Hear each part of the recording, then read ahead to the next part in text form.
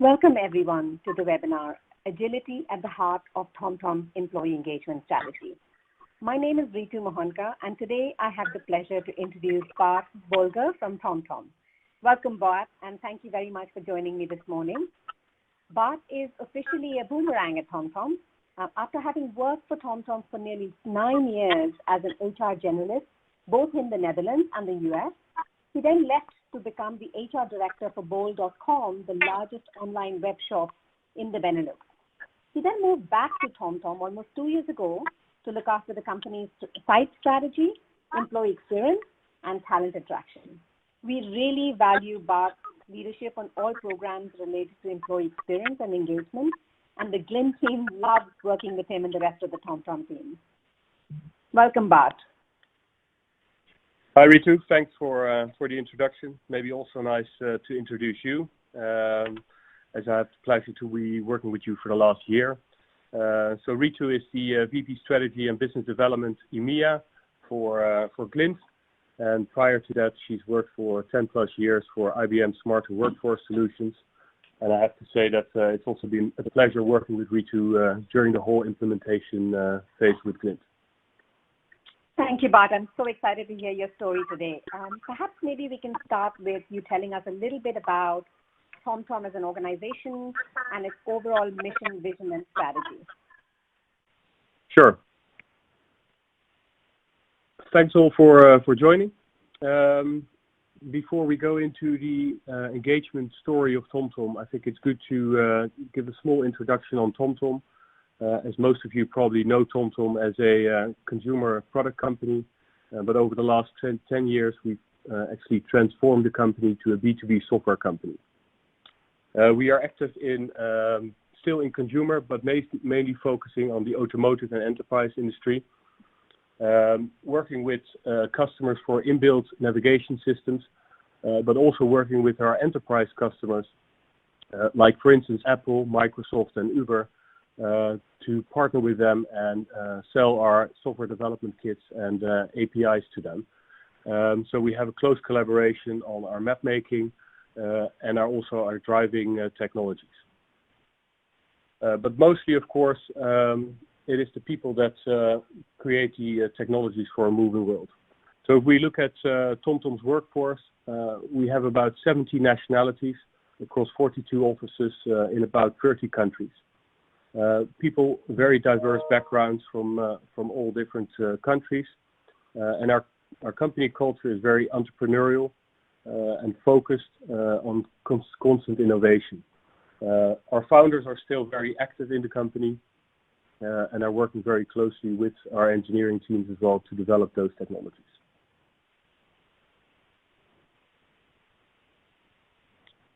So if we then look from our HR department, we really feel that it's our role to find through innovative ways to pave the way and create an ecosystem for all of those people to be moving towards our company vision.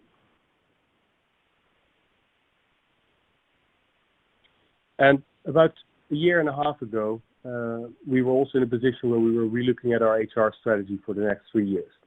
And we felt we were doing good, but also we felt that we should aim higher. And if you look at our organization and the direction that we're heading in, then we need to find the best talent in the world to really deliver on our company vision and to build those software technologies. And in everything we do, we really want to make sure that people get a personalized people experience enabled by seamless, intuitive technology, which also creates actionable insights that really trigger our people to always be learning and activating their skills at TomTom. That's great to hear, Bart, and I love how your business strategy is so well connected to your people strategy and your mission, vision, and values.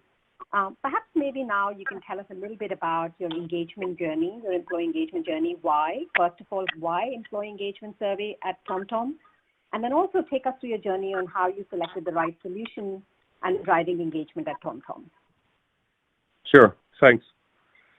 No, so when we looked at engagement, we really want to make sure that people that work for TomTom and that want to work for TomTom are really deeply engaged. And that means that they really feel that TomTom is an irresistible company where you can always develop yourself and keep on learning. But also that you have a job that really matters, where you can really have an impact, where you can have purpose. And to be able to do that, we should drive actions that really matter and that are close to people's heart, so we can really get everyone as engaged as possible. If we take it one level up, then we also see that still employee engagement surveys are the best predictive way of finding out what people are really driving. So we felt it was really important more on employee engagement, but also to give our employees a voice that is really associated with that emotional engagement, where people really can express what they do and that we can use that as a vehicle for changing the behavior within our company. So if we look back where we were a year and a half ago, and probably this is quite similar to many organizations, that we had a very traditional way of measuring engagement. So we did an engagement survey every 12, 18 months. We asked the feedback from our employees. It took a very long time to get that feedback back, while employees were really waiting for action to happen. And actually, when we saw that, we also saw that the engagement of our employees filling out those kind of surveys and be actively involved in those surveys really went down. So it loses their relevance. So we were actually looking for something else. And we were not focusing on this specific problem anymore of the traditional engagement surveys. But we were really looking for something where we could fall in love with the solution and not just focus on the problem. And that's also how we ended up with partnering with Glint, because Glint didn't only offer us a solution where we could do engagement surveys, but really could create something that would be embedded in our organization. And one of the main drivers for this was actually to start working with Glint and implement Lifecycle Management, where we don't only measure engagement, but we actually measure engagement throughout the whole employee journey and the whole employee life cycle. And that starts with the onboarding of the employee, see how engaged they are throughout that process, taking the right actions to keep people engaged, but also being able to do pulse surveys next to the engagement survey. And also, of course, doing offboarding surveys, which will allow us to get more predictive analytics on why are people leaving, and can we proactively look at the engagement survey, what people said 6 months prior to leaving, and can we see trends in that? Can we already proactively look at those groups of people to take actions to avoid them from leaving? But also we wanted to move this really into the organization. So we wanted to put managers in the driver's seat. We felt that managers are the most important, they play the most important role to drive and to change this behavior. But to be able to put them in the driver's seat, we also needed a solution that enabled us for them to get the right insights, to get the right metrics. So we wanted to have a platform where they not only could see the results, but also would get suggested action plans where they should focus on, and really where they would have the most meaningful impact. But we also wanted to have a solution that provided quick feedback with focused insights. And of course also help managers and new managers to get the training and the tools to be able to act on that. So also one of the things that we work closely with is the implementation of LinkedIn Learning into the platform. So when someone gets a suggestion on what they should focus on, they also get the learning content to be able to do so. And that also makes it more scalable for managers throughout the organization.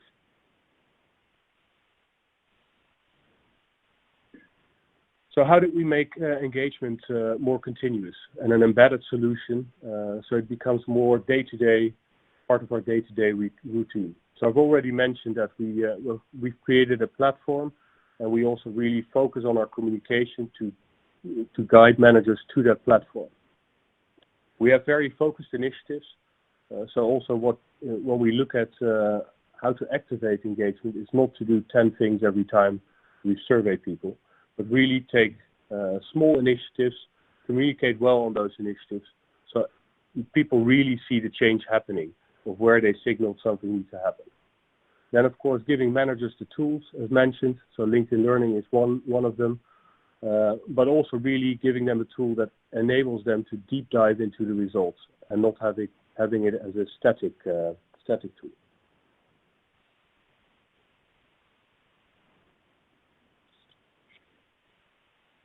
So when we implemented our new engagement survey in October last year, we focused mainly on getting people to think about what is important for them.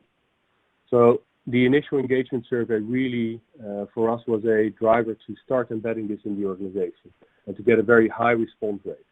So everything was focused on moving people as much as we can to the platform to share their insights and to share what is driving them. So by asking really questions that triggered their thinking around what helps you to achieve more at work, what lets you be yourself at work, we already for a couple of weeks started to let people think about these type of questions, what is really driving them and what is driving that behavior. That's really interesting, Bart, and I'll certainly summarize at the end. The story you mentioned about giving managers the toolkit and then sort of seeing how that impacts the subsequent programs is key. Glint conducted a study involving employees whose managers were given access to results and action planning tools and whose attitudes were measured in May and again in November of the same year. Employees whose perceptions about action taking improved from either unfavorable or neutral to favorable saw an increase in their engagement scores by 7 points out of 100, whereas those who remained the same, either unfavorable or neutral, saw their engagement scores drop actually by 4 points, resulting in a net difference of 11 points. So it's indeed absolutely critical to connect the dots between you said this and we did that. We'll just shift gears slightly here now, Bart, and with the recent sort of outbreak of COVID-19 in early 2020, I'd love for the audience to hear a little bit about what did TomTom do as it relates to their engagement and feedback programs once COVID-19 came in March 2020. Sure. So basically, when we were, of course, quite lucky in the sense that we already had a tool in place when COVID-19 broke out that enabled us also to start running those pulse surveys. And what we saw, of course, from the beginning of the outbreak, the employee well-being has always been top of mind. There were really unprecedented times, so we really wanted to start knowing what is top of mind for our employees and how can we support them best during these uncertain times. So what we've tried to do when we set up these surveys, we don't only involve managers and units within the organization, but we also work very closely with our site leadership teams. And what is nice about our current setup is that we actually allow different dashboard views for those different audiences. And that really helps site leadership teams because, of course, what we've seen over the last couple of months is that the outbreak is going around the world in different paces. And we also want to allow our site leadership teams to look locally what is most important and how they could support our employees locally. So when we ran our first surveys, we really started to think, how could the platform support us? So over the last couple of months, we've done 3 different check-in surveys in March, April, and July to really find out how we can help and support our employees and really translate these results quickly into actions. So if we look at our first survey that we ran in March, that was really focusing on how could we get started on remote working and how can we take into account the concerns and well-being of our employees. So the main focus was really asking questions and getting insights on how are we communicating. Do people have the resource to do their work properly? How can we help them to focus and pay attention to work-life balance? And how can we basically give support? But we also needed to find out what support was needed where. And then I want to show you a little bit on how we could quickly translate these insights into actions. So one of the functionalities that the platform offers is a work cloud functionality. So if you look for the entire organization on the question we asked to our employees if we were doing a good job in communicating to our employees in these uncertain times, you see actually that a lot of people say that we were doing a great job, we are taking great initiatives, our leadership and the CEO were doing a good job. But we also saw very clearly pointed out, as you see here, that although we were communicating a lot, it was lacking a communication channel. It was confusing, as we see in the work cloud as well. So it allowed us to really see that there was a big need to refocus our communication and really create a portal with all the different departments within TomTom, and really making sure that people had one place to go where they could find the latest updates from all departments. So that's something that was a quick insight that gave us how we could act very quickly and make sure that employees really felt that we were listening to them and that we were taking action based on their feedback.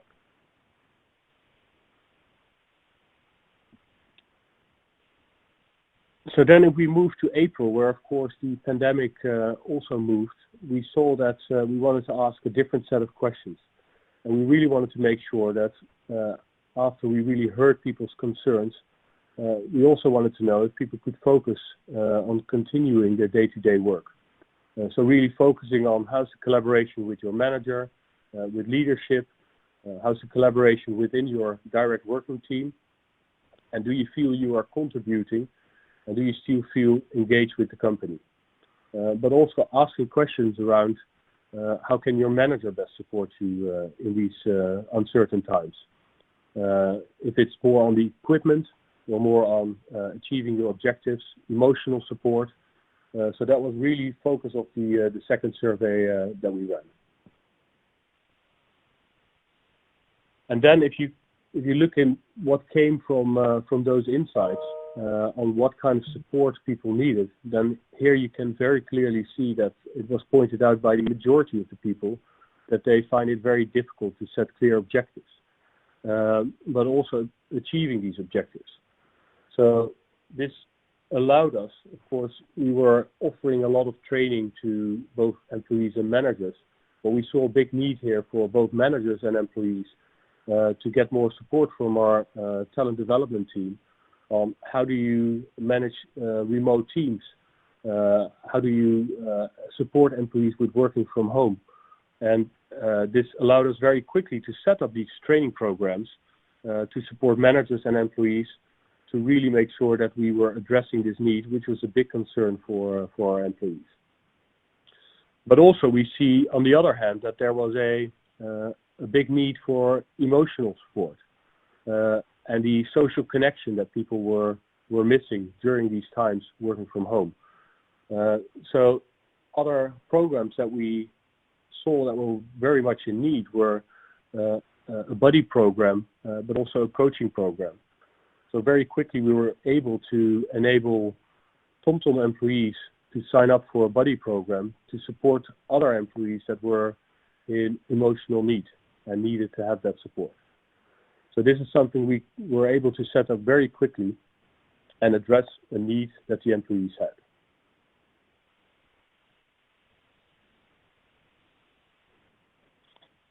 And then, of course, we are now focusing and coming more into the area of the future, where we want to really find out, as I said, employee well-being was continuously top of mind. We really wanted to make sure that our employees were still feeling well equipped, but we also wanted to look at the future. And you see that a lot of companies are now thinking how working from home will evolve in the future. But we also wanted to find out what actually our employees were wanting. So we focused really on what kind of concerns do people have when they are slowly returning into the office. And again, the platform that allowed us to really focus on the local sites that we have as well was very good because we could address these concerns as well. Are people really looking for support on taking care of their children and family members, or are they more concerned about staying safe in the office? And if they were saying, for instance, that they needed to be more safe in the office, then we could also address the specific things by looking into the platform and getting, again, those work types. So we could really specifically focus with our facilities team on how to address those concerns. On the other hand, we also wanted to know, looking forward, what the preference was of our employees. Do people after the pandemic still primarily want to work from home, or do they want to focus a lot more on coming into the office but working some days from home? And again, this really gives us a lot of good insights on our future strategy for working at TomTom.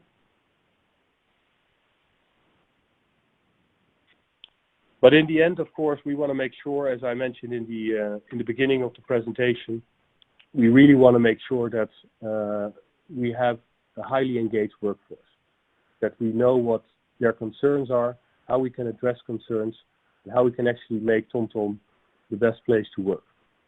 And that also means that if there is a group that is feeling less engaged, we really want to make sure why they are less engaged and how we can start getting them highly engaged. And what the platform does for us as well, which is a key functionality, is actually doing cross-filtering on the different surveys that we run. And by doing that, we could actually take the data from our October engagement survey and look throughout the surveys that we ran during COVID. And of course, although the pandemic is not something which is good, from a engagement and communication perspective, it allows us, and I think many organizations see this, there's been so much more communication that you do see in a lot of organizations that engagement has gone up. But by having all these small focused actions that I've mentioned prior in the call, we really see that by taking those, we can have an impact on engagement. And when we then start looking into the tool and doing that cross-filtering across the company, we actually see that of the people that in our October survey were engaged, 1% over time actually moved to the disengaged group. But more importantly, we also see that 48% of the disengaged group in October 2019 has actually moved to the group of engaged. And of course, this is actually what we want to achieve. That's fascinating, Bart. 48% is a huge, huge shift. So congratulations on that. Please allow me now to quickly summarize. Apologies, we're having some issue with the slides. I'm going to try and transition to the summary slide now. So yeah, I will take the liberty, Bart, and please do chime in if I've missed anything critical. But I'd love to summarize on your story so far, which is an incredible one. TomTom has really ensured that engagement becomes part of the DNA. It is a continuous day-to-day routine within the organization rather than just an event. I love how you sort of learned from your employees' input and comments, and in a very agile fashion, responded to those, in terms of what should we do based on what we're hearing from our employees. And you've really helped base your follow-up actions on the results, and you've made that connection, as I talked earlier, which is absolutely critical.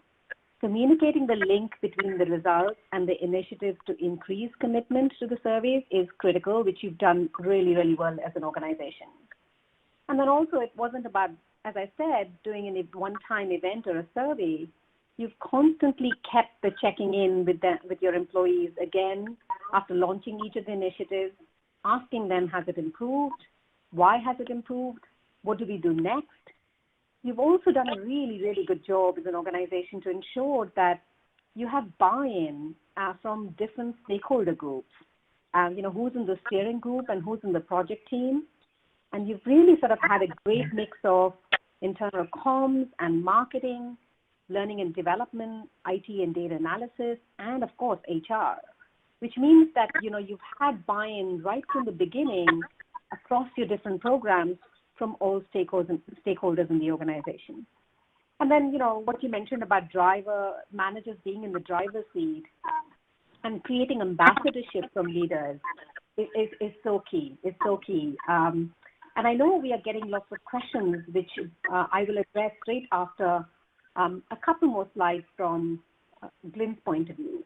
But before I move on, I also wanted to congratulate Bart on this, but we've just the Future of Employee Experience report, which appears in the Times newspaper and the Times tablet iPad edition today. So if anyone's interested in it, the TomTom story is being featured there. So feel free to download a copy from the attachment screen, either below your screen or on the right of your screen. Now, I'm going to shift gears a little bit and share with you some of the insights that Glint has seen in the last 4 months. We have collected during the pandemic more than 3 million data points. And I'm sure that all of you are wondering, what are the top trends? What are you seeing in your data? Really, since the 18th of March, we have captured, as I said, well in excess of 3 million data points at Glint. And this is all our customers. And let's just let that sink in for a moment. That is a huge data set. And this does not represent that organizations are backing off, that are worried about asking employees how they are doing. In fact, overwhelmingly, we found that organizations are very happy to ask their employees. You've seen TomTom's case as well, 3 times since the pandemic that they've checked in with their employees. And the flip side to that was employees were really, really happy to be asked. They wanted to give feedback. They wanted their voice to be heard. They wanted to make sure that their concerns were heard and where they had angst in the around their jobs or within the organization. The other thing we found that employees are giving us really actionable insights. Really, gone are those days of providing a shopping list to HR of saying, solve my problems. Now employees feel quite involved in helping build the future. When we start thinking about getting people back at the workplace and what's next, then it's even more important for us as organizations to receive actionable insights than it has ever been in the past. When we start looking at some of the other trends, we know that organizations that are responding to the employees' needs, their culture is being galvanized, that it's being strengthened through simply going to employees and asking them what they're thinking and what they need today and how can they be successful and happy at work. Organizations at this stage are taking real advantage of showing that in the face of adversity, we're going to behave in a way that helps demonstrate our values, reaffirms our culture, and particularly a long-term commitment to the employees that work in our organization. On the flip side, there's definitely strain. Very much recently, I think between April and May, we have seen doubling in burnout levels. We know that the sense of connection, and Bart spoke about the sense of connection as well, is being really strained. Probably more so in the very beginning of the pandemic. But certainly still, we're seeing organizations and people who are used to working in a certain way, who are used to being in the office and are feeling quite distant, both sort of physically as well as metaphorically. Communication, you heard Bart mention this as well. Communication is being something we're keeping a very key eye on because it's a fine balance between giving people enough information and giving them too much. And then the other thing that's been interesting for us is the idea of prioritization. The top of mind for many employees right now is just, what am I doing? Because most people normally have a good idea what they should be doing on a day-to-day basis. But primarily, how do I work out what is important for me today? What is important to get done today? And that might be quite different to what was important last week and might be quite different to what is going to be in the future. What's going to be important when we return to work? These are some of the key trends we are seeing from our overall data.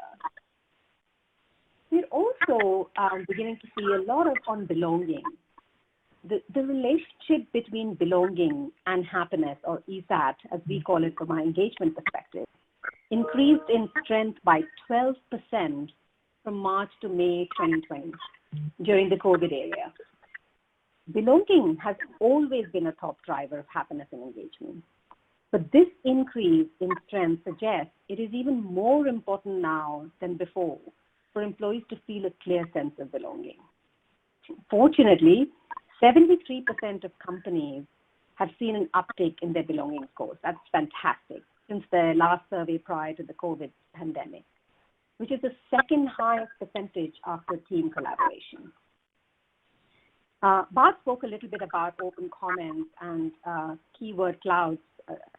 An early look, when we looked at the comment topics for the standard belonging items, it showed a gradual shift downward in frequency of external sources of belonging, such as promotion or compensation or recognition, and an upward shift in less tangible sources of it, such as culture, teamwork, and communication.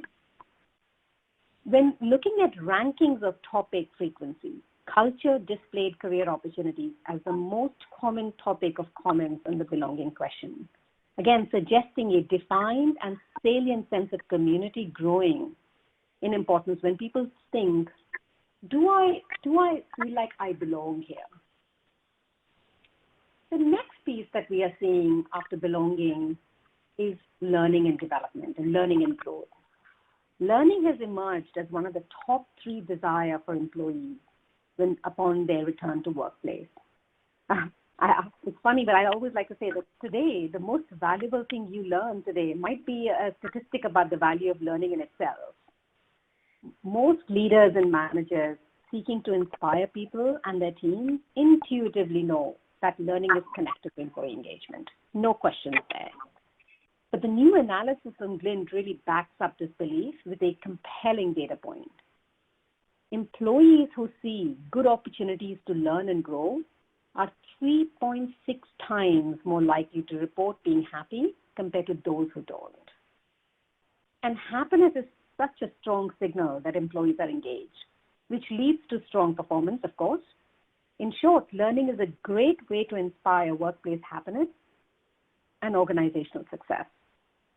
On a separate horizon, it's worth paying attention to the higher level relationship between learning and signals of organizational health.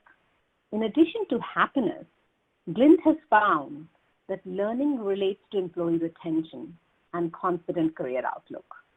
People who see the chance to learn and grow at work are 2.9 times more likely to report they expect they'll still be with the company in 2 years' time. And 3.5 times more likely to report they believe their company can help them meet career goals. Fascinating, absolutely fascinating. And according to June 2020 LinkedIn Leading with Learning report, there was a 130% increase in employees spent time learning from January, February to March and April, which is fascinating again. And I know, Bart, you spoke as well about learning and connecting LinkedIn Learning to your manager dashboard. Just a couple of final pieces from us. From March to May, we did see organizations face several challenges that led to scores decreasing in particularly 3 key areas: prospects, recognition, and work-life balance. 37% of companies saw a decrease in company prospects, 35% saw decreases in recognition, and 34% in work-life balance. We are monitoring these carefully and closely now to see what happens in the next few months as organizations begin to start reimagining what the new way of work or workplace would look like. And then finally, Bart, I loved how you sort of spoke about first responding in March and then checking in April and then beginning to reimagine in July. So really, exactly like that, today's organizations are, all finding themselves on a path forward in 3 sort of growth phases: respond, recover, and reimagine. The difficulty in this journey is that it's not linear. The complexities of both modern businesses and the challenges at hand mean that organizations won't be neatly able to move from response phase to recover and into reimagine. And in the immediate aftermath of the outbreak in March, when we suddenly shifted focus to remote work and the concept of essential workers, employees surfaced needs around communication infrastructure and tools. We heard that from Bart with his story at TomTom. For the organizations now on the road to recovery, we found it critical to keep a pulse on employee feelings about safety and preparedness. Are we prepared for the future? These topics address employee concerns and expectations on personal safety, long-term work flexibility, and of course, other related issues. And the pandemic has forced many organizations to slam the brakes on. Several months in, we are now seeing leaders get the opportunity to ask themselves, if we were able to pivot to, let's just say, strategy A to strategy B so quickly, how do we want to be different in this new world? What changes have we made that we should keep for the long run? But from Glint's perspective, here's where the path forward gets clear.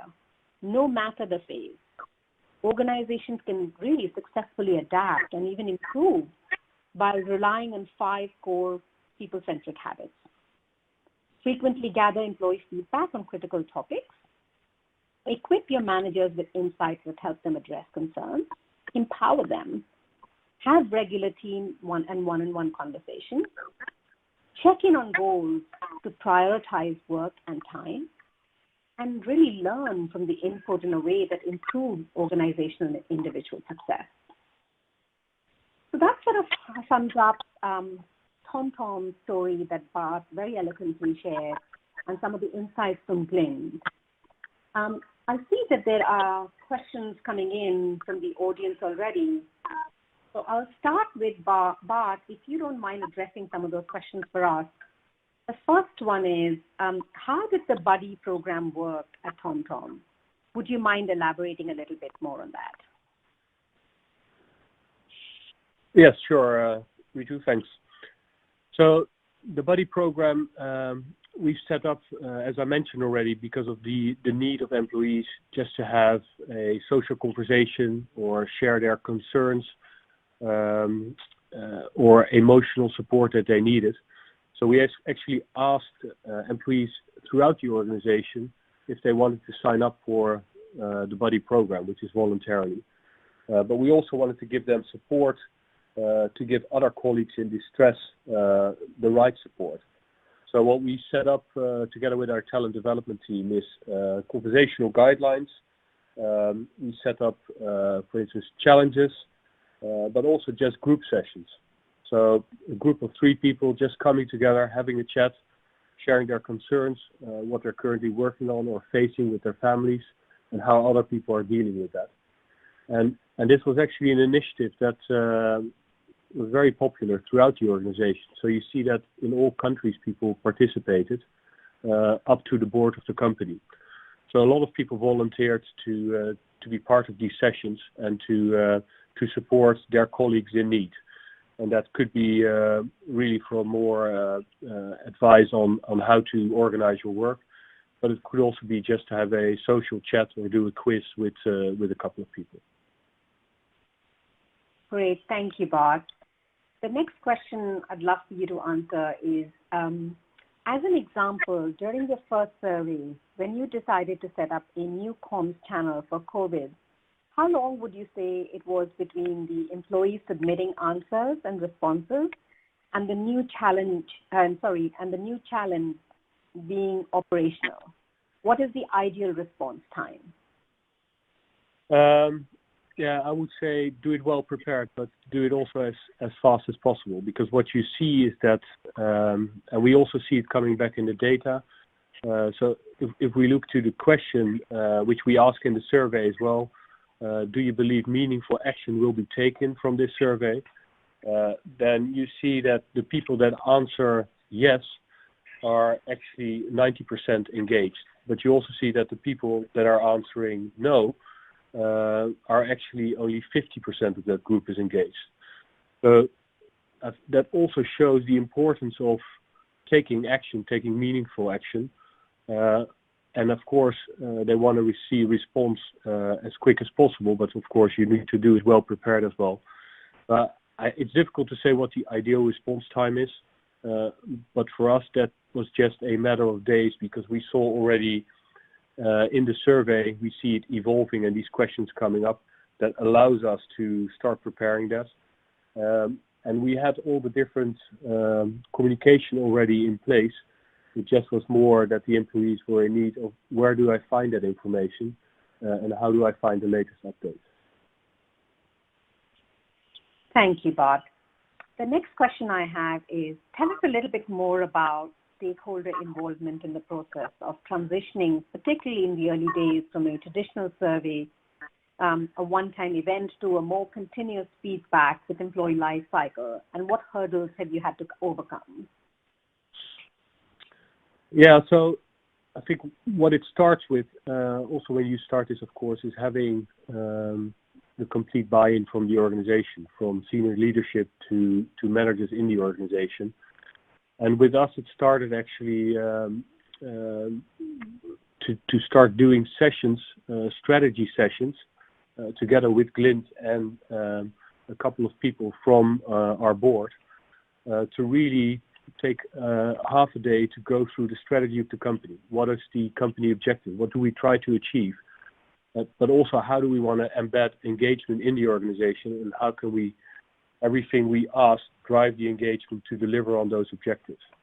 So we had a very useful session with the people science team from Glint and the board of our company, where actually quite early on we already got the buy-in and we could show the value of what this tool could bring versus the traditional surveys we ran. But I would say that, of course, it's critical to get that buy-in.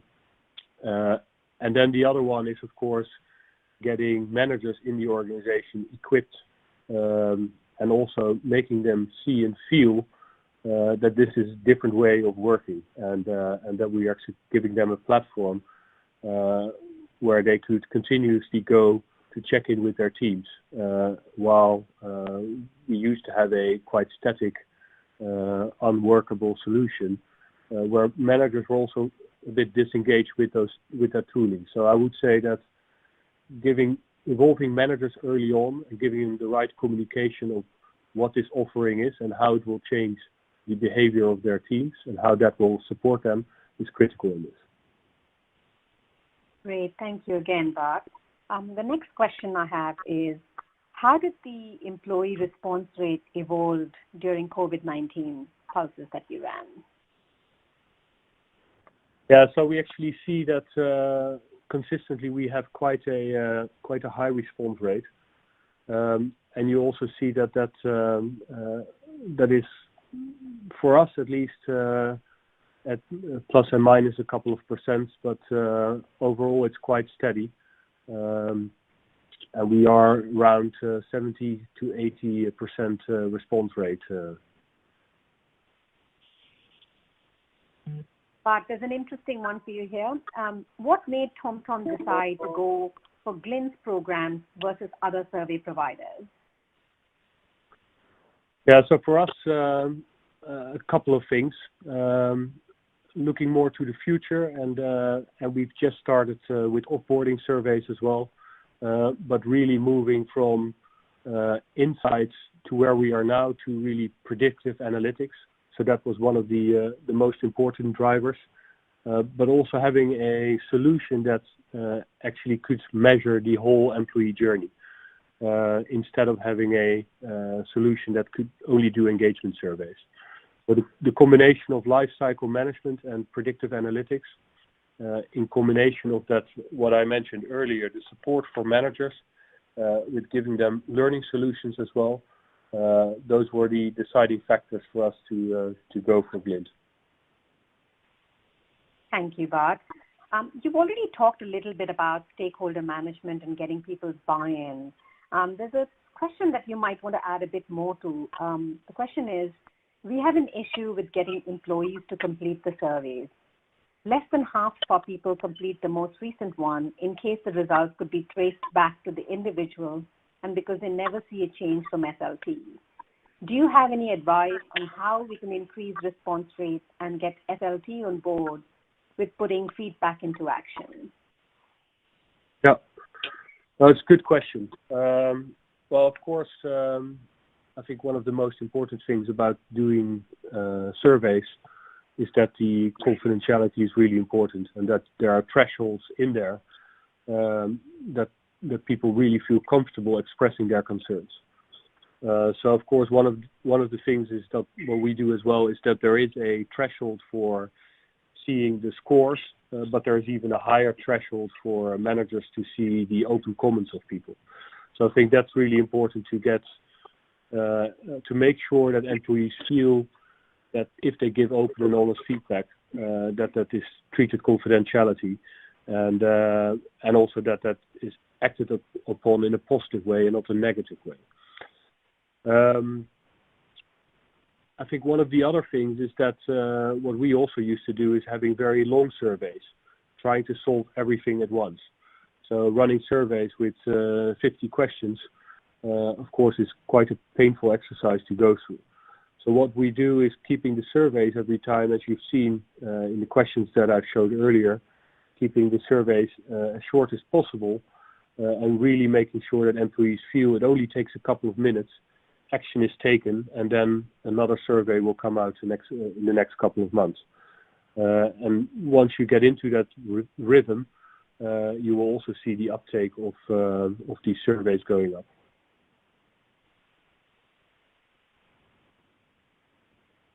Great. The next question is, you've again shared some hints and tips already in advice, but what hints and tips and advice would you give your HR peers that are starting to adopt an engagement strategy in their organization and moving away from traditional surveys?